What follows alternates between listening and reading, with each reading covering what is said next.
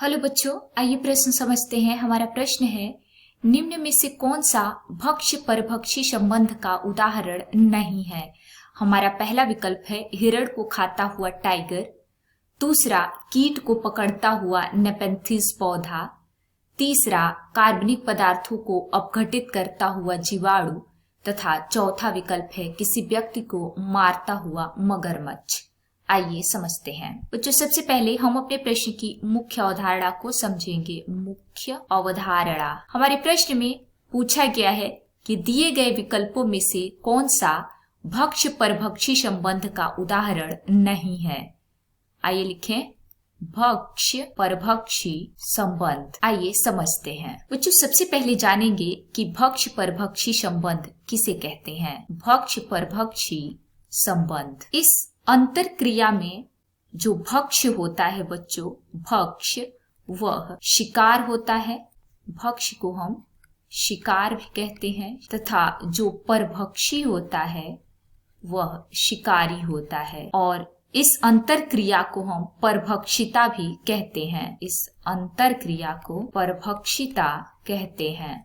इसमें एक जीव को हानि होती है, जिसका शिकार किया जाता है उसको हानि होती है, तथा जो शिकार करता है यानी जो शिकारी होता है उसको लाभ मिलता है। तो हम अपने विकल्पों की तरफ चलें तो हमारा पहला विकल्प है हिरण को खाता हुआ टाइगर।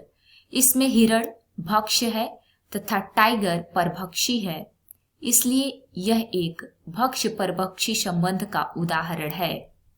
दूसरा, कीट को पकड़ता हुआ नेपेंथिस पौधा।